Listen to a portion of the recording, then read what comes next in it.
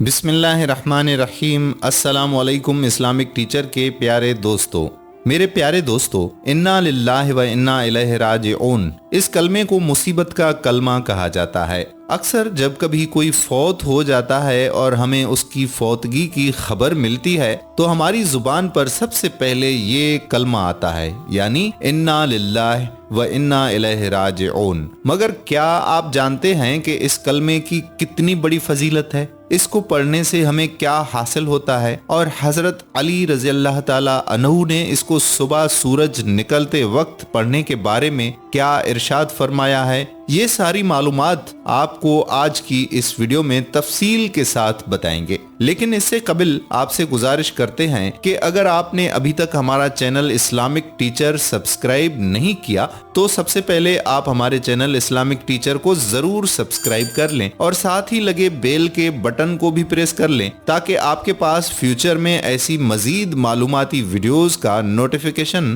حاصل ہوتا رہے۔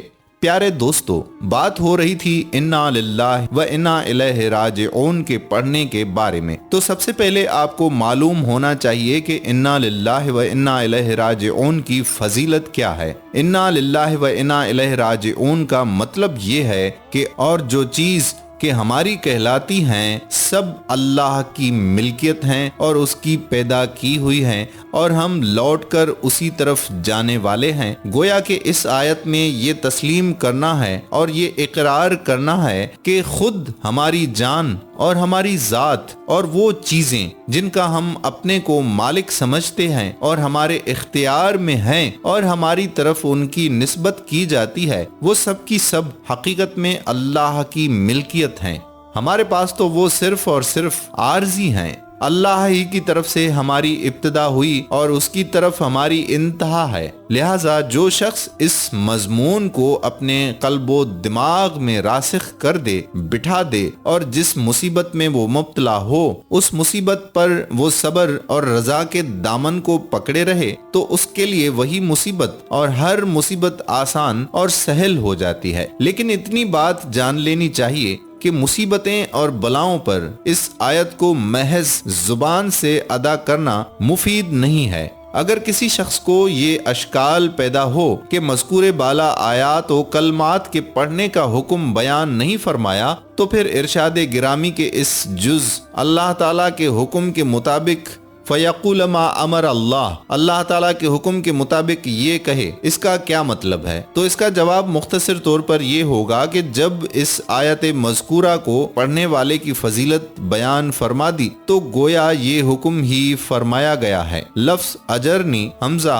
الف کے جز اور جیم کے پیش کے ساتھ بھی منقول ہے اور حمزہ کے زبر اور جیم کے زیر کے ساتھ بھی منقول ہے، مگر دونوں کا معنی اور مراد ایک ہی ہے۔ حضرت ام سلمہ رضی اللہ تعالی عنہا کے اس ارشاد کا مطلب یہ ہے کہ میں نے حضرت صلی اللہ علیہ وآلہ وسلم کی یہ حدیث مبارکہ پہلے سے سن رکھی تھی، چنانچہ جب میرے خاوند ابو سلمہ رضی اللہ تعالی عنہ نے حضرت صلی اللہ علیہ وآلہ وسلم کے سامنے وفات پائی تو آپ کے حکم کی بجا آوری کی خاطر اور فضیلت کو حاصل کرنے کے لیے میں نے چاہا کہ یہی کلمات پڑھوں، مگر میرے دل میں یہ خیال ہوا کہ حضرت ابو سلمہ سے بہتر اور کون شخص ہو سکتا ہے جسے اللہ تعالیٰ ابو سلمہ کے بدلے میں مجھے بطور خاوند عطا فرمائے گا۔ چنانچہ ام سلمہ حضرت ابو سلمہ کی فضیلت بیان کرتی ہے کہ جو لوگ ہجرت کر کے مدینہ گئے تھے ان میں حضرت ابو سلمہ رضی اللہ تعالی عنہ ہی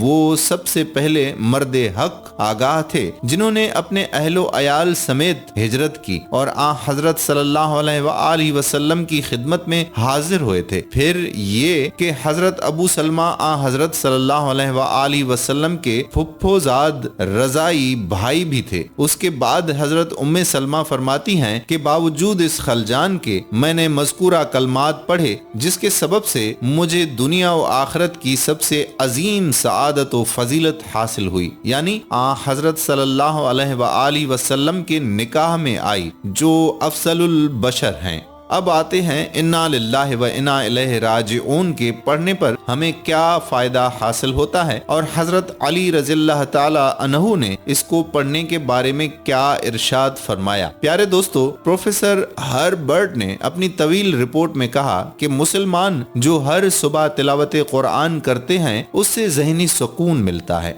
और आसाबी तनाव खत्म हो जाता है। रूहानी कुव्वतें बेदार होकर दिल को नागवार बोझ से निजात दिलाती हैं। अल्लाह की इबादत से ज़हनी इंतशार और जज्बाती खलफशार से निजात मिल जाती है। नबी करीम सल्लल्लाहु अलैहि वसल्लम को जब भी कोई मसला दरपेश आता था तो मसले की मुनासबत से जुबानी इबादत के लिए वही आती थी। मसलन सुबहान अल्लाह, अल्हम्दुलिल्लाह, अस्तगफिरुल्लाह, अल्लाहु अकबर, सुबहान रब्बिल अज़ीम और सुबहान रब्बियल आला वगैरह। इनमें से हर लफ्ज का दिमाग और जिस्म पर अलग अलग असर होता है। मसलन अगर आपको इतराने का मर्ज है तो इसका इलाज अल्हम्दुलिल्लाह नहीं है, बल्कि अगर आप इन्नल्लाह कान अलय्यन कबीरा का जिक्र शुरू करें तो इतराने की आदत खत्म हो जाती है। इसी तरह अगर आप में तकब्बुर लाशऊरी तौर पर आया है तो आप ख्वाह अल्लाह के जितने भी प्यारे क्यों ना हों, अल्लाह पाक आपको उस आदमी के सामने जरूर पेश करेगा जिसके सामने आपने अपनी बड़ाई की। अल्लाह पाक आप पर उस आदमी को सवार करेगा। इसका इलाज अल्लाह अकबर का जिक्र है। क्या आप सही लफ्ज का जिक्र कर रहे हैं? इसका पता इस बात से चलता है कि इस लफ्ज के जिक्र से वो मखसूस मसला जहन में हलचल मचा रहा है या नहीं। अगर एक आदमी के सामने आपने अपनी बड़ाई बयान की थी और कुदरत ने आपको उसके काबू में कर दिया है, तो अगर आप अल्हम्दुलिल्लाह का जिक्र करना शुरू करेंगे तो आपके जहन में वो आदमी नहीं आएगा। अगर अल्लाह अकबर का जिक्र शुरू कर दें तो वो आदमी जहन में हलचल मचाएगा। उसके खिलाफ आपके जहन में नफरत अल्लाह के जिक्र से बढ़ना शुरू हो जाएगी। इस तरह नफरत को जहन से हटाएं। ये सोचें कि अल्लाह ने उस शख्स को आप पर सवार किया है। जब जिक्र की मिकदार पूरी हो जाएगी तो जहन पर सुकून हो जाएगा। वो आदमी दिमाग से महव हो चुका होगा और आपको उसकी तरफ से तकलीफ नहीं होगी। जिक्र के असरात और अमरीकी माहिरीन के तजर्बात हिकायत में एक मजमून शाया हुआ था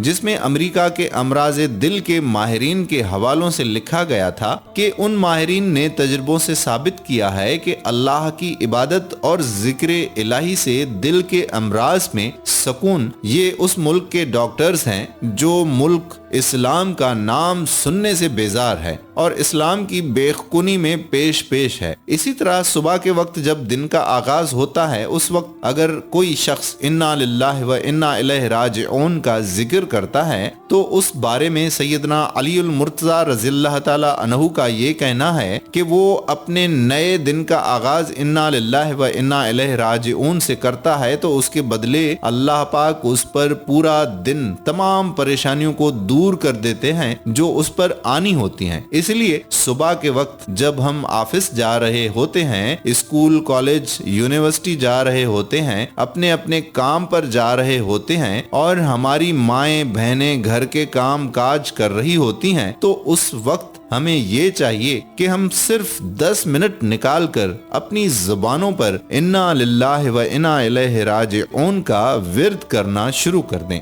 ताकि जो सारा दिन हम पर मुसीबतें आनी होती हैं वो इसके पढ़ने से मुसीबतें परेशानियां खत्म हो सकें। अल्लाह पाक हम सबको हर हाल में इन्ना लिल्लाहि व इन्ना इलैहि राजिऊन पढ़ने की तौफीक अता फरमाए। बेशक प्यारे दोस्तों, उसी अल्लाह के कलाम और उसी अल्लाह के जिक्र में ही सुकून है। ऐसा सुकून ना दौलत में है और ना ही दुनिया की किसी शय में है। सुकून तो सिर्फ अल्लाह की याद में है बस। अगर आप सुकून कल्ब चाहते हैं तो अल्लाह का जिक्र करें, नमाज पढ़ें और नमाज बाजमायत पढ़ने की आदत अपने आप में डालें। फिर आप देखें कि आपके दिलो दिमाग में किस तरह का सुकून पैदा हो जाता है। اس پیاری سی ویڈیو کو اپنے دوستوں احباب کے ساتھ ضرور شیئر کریں۔ آخر میں آپ دوستوں سے ایک گزارش ہے کہ آپ ہماری اس ویڈیو کو صدقہ جاریہ کی نیت سے دوستوں کے ساتھ، فیملی کے ساتھ شیئر کر دیں۔ واٹس ایپ پر، فیس بک پر، واٹس ایپ کے جتنے بھی آپ کے گروپس ہیں ان سب پر اس ویڈیو کو زیادہ سے زیادہ شیئر کریں۔ اللہ پاک آپ کا حامی و ناصر ہو، آمین۔